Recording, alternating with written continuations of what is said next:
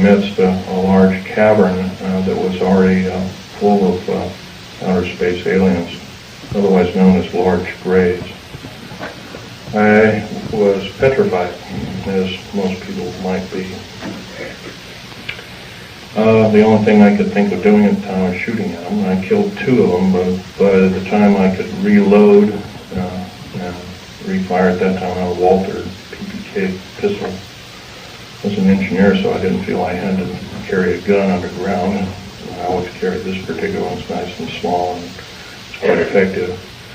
But anyway, I killed a couple of these things, and at that time there was several other groups of people down there. It's about 30 people total, and 30 to almost 40 more came down there, and they all got killed.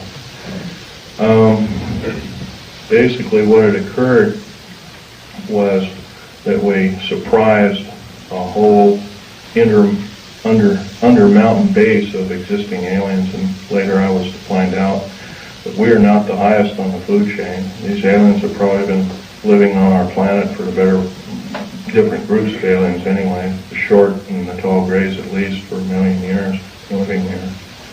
And this could explain a lot of the theory behind the ancient theory of ancient astronauts and these other kinds of things like that. Might also explain the bloodthirstiness of different kinds of native populaces like the Aztecs, etc., Olmecs and whatnot. Anyway, I got shot basically here, and their kind of weapon wasn't really a gun-like thing. It was kind of like a box that they had on their body that they could manipulate. And it burned a hole in me, and it split my ribs apart, and kind of gory and all that kind of stuff. But anyway, it also gave me a high dose of rather nasty cobalt radiation. And I have cancer to this day. It's probably a result of it, although I can't prove that. Okay, the second part of my talk is topic number 2, and includes basically how this all occurred.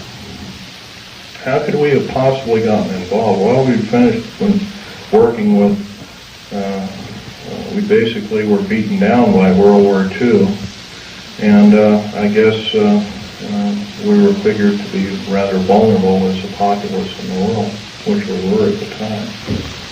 And I'm sure this is probably why we at our weakest point later found out to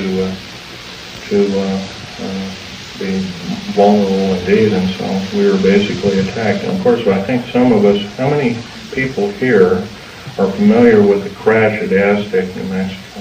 Raise your hand. Okay, in 1947, sometime in July of 1947, there was a large crash of a flying saucer.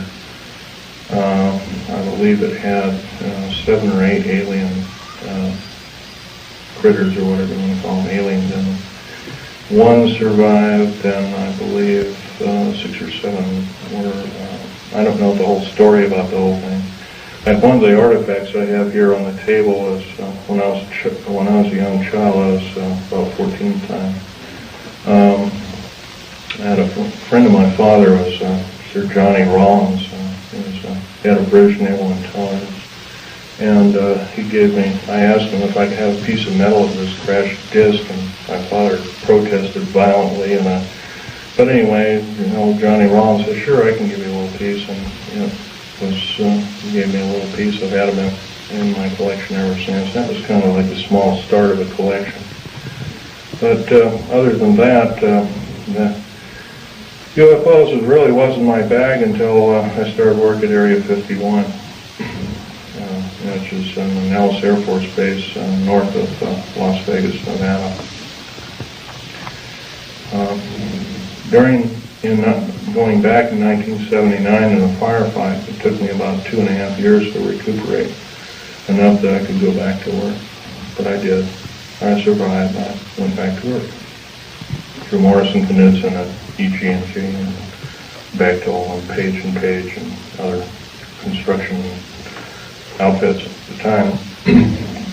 Anyway, At Area 51, they were testing all kinds of very peculiar spacecraft. I think you're also, how many people here, for instance, are familiar with Bob Lazar's story? Good. That's a good group indeed. I'd suggest more of you buy his, or obtain his tape or borrow his tape and read some of the publications. He was a physicist who worked at Los Alamos National Laboratory at Area 51, trying to decipher what was the propulsion factor of basically these alien spacecraft, these discs and other kinds of type of craft.